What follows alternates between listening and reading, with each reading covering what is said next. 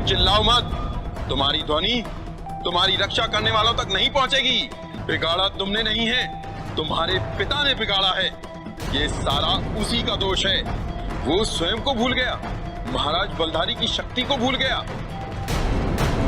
और उनके साथ युद्ध की तैयारी में जुट गया। उसका ये दुस्साहस।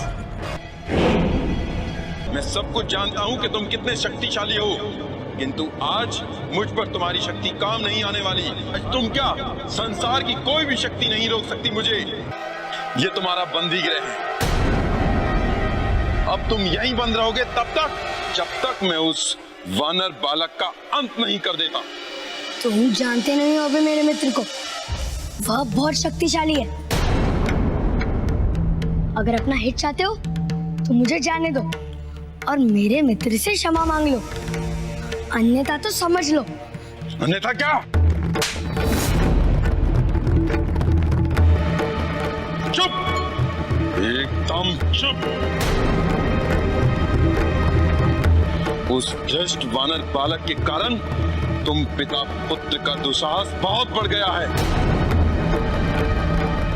अब मैं तुम्हें दिखाता हूं कि मैं तुम्हारे उस मित्र के साथ क्या कर सकता हूं।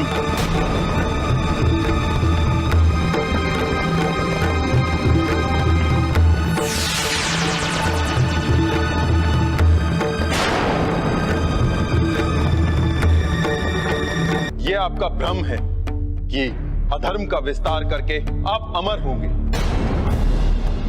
प्राणी को अमर और शक्तिशाली धर्म बनाता है, और इस धर्म के चमत्कार को मैं अपनी आंखों से देख कर आ रहा हूं, बल्कि भोग कर आ रहा हूं। आप बीती महाराज, कैसे धर्म की शक्ति त्रिशूल में बदल गई।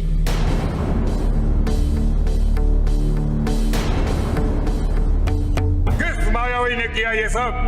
वो मायावी नहीं है महाराज, साक्षात धर्म का स्तंभ है।